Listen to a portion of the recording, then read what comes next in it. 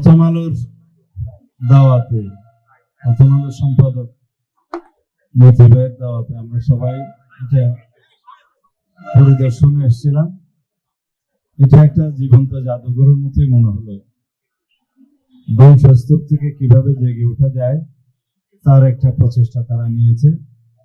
তবে এই প্রদর্শনের মধ্য দিয়ে আমরা যা কিছুই দেখেছি এবং শিখতে পেরেছি তা হলো, হয়তো সাম্প্রদায়িক উগ্রবাদী শক্তি প্রগতির দড়িকে টেনে ধরতে চায়, কিন্তু ইতিহাস সাক্ষী দিয়ে সেটা কখনো পারেনি।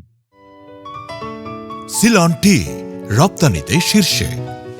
আমরা এই ঘটনার তীব্র নিন্দা তখন জানিয়েছি এবং সুষ্ঠু বিচারের জন্য পদক্ষেপ নিতে তখন দাবি করেছি, কিন্তু এখন যেভাবেই হোক আমি স্বরাষ্ট্র মন্ত্রণালয়ের দায়িত্বে আছি, তো সেই জন্য প্রথম আলোর পরিবার এবং সাংবাদিক গোষ্ঠী, লেখক, বুদ্ধিজীবী, সাহিত্যিক সবারই একটা দাবি হচ্ছে এর সুষ্ঠু তদন্ত হতে হবে এবং সেটার দায়িত্ব আপনাকে নিতে হবে। তদন্তের দায়িত্ব আমরা নিতে পারি, বিচারের দায়িত্ব বিচার বিভাগের। সেজন্য আমরা আমাদের সংশ্লিষ্ট কর্মকর্তা এটা ইনভেস্টিগেট করছে এখন ডিবি, তাদেরকে নির্দেশনা দিয়েছি, কথা বলেছি, তারাও আজকে আমার সাথে আছে। এখানে ভারপ্রাপ্ত কমিশনার ডিএমপি তিনিও আছেন, ডিবির এডিশনাল কমিশনার আছে, ডিবির চার্জে যিনি আছে, সবাই আছে। আমি তদন্তের অগ্রগতি কি সেটা জানতে চেয়েছি এবং আগামী 2 মাসের মধ্যে তদন্ত কার্যক্রম, সুষ্ঠু তদন্ত কার্যক্রম সমাপ্ত করে চার্জশিট দাখিলের জন্য নির্দেশনা দিয়েছি। তারপরে বিচারিক প্রক্রিয়া শুরু হবে, সেটা আদালতের ব্যাপার। আমরা সেই বিচারিক কার্যক্রমে সকলের সহযোগিতা চাইব, যাতে দৃষ্টান্তমূলক সাজা হয় এবং এই জাতীয় ঘটনা ভবিষ্যতে আমাদেরকে না দেখতে হয়, এই জাতিকে না দেখতে হয়।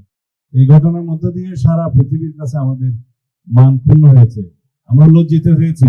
সারা পৃথিবীর সামনে একটা মেসেজ গিয়েছে যে বাংলাদেশে নিউজ পেপারের উপর যখন খুশি আক্রমণ করা যায় এবং এই দেশের যারা বলতে গেলে প্রগতি বিরুদ্ধে, যারা সাম্প্রদায়িক এবং উগ্রবাদী শক্তি, তাদের একটা রমরমা ভাব ছিল, এই মেসেজটা সারা পৃথিবীতে গিয়েছে।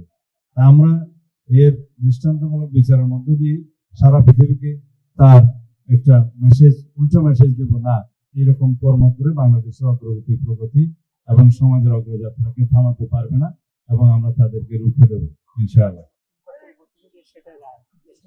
হ্যাঁ, অবশ্যই আমাদের নির্বাচনী ইশতেহারে আমরা আমাদের যে ইশতেহার সেখানে বলেছি আমরা স্বাধীন গণমাধ্যম চাই এবং গণমাধ্যমের পূর্ণাঙ্গ স্বাধীনতা আমরা প্রতিষ্ঠা করব। বিচার বিভাগের পূর্ণাঙ্গ স্বাধীনতা আমরা বিশ্বাসী এবং প্রতিষ্ঠা করব। সেই লক্ষ্যে আমাদের ইশতেহারে কিছু বিষয় আমরা উল্লেখ করেছি, সেটা যেন আমরা বাস্তবায়ন করতে পারি, সবার সহযোগিতার দরকার। এবং আমাদের এই ইশতেহারে আমরা ম্যান্ডেট পেয়েছি জনগণের। বাংলাদেশে এখন সর্বোচ্চ ম্যান্ডেট আমরা পেয়েছি 49.সামথিং। এই ম্যান্ডেট আর কোনো ইশতেহার বাংলাদেশের ইতিহাসে পায়নি। সুতরাং আমরা আশা করব আমাদের ইশতেহার যেন আমরা বাস্তবায়ন করতে পারি। তার মধ্যে অন্যতম হচ্ছে গণমাধ্যমের পূর্ণাঙ্গ স্বাধীনতা নিশ্চয়তা এবং নিশ্চিত করা। ধন্যবাদ মতি ভাই।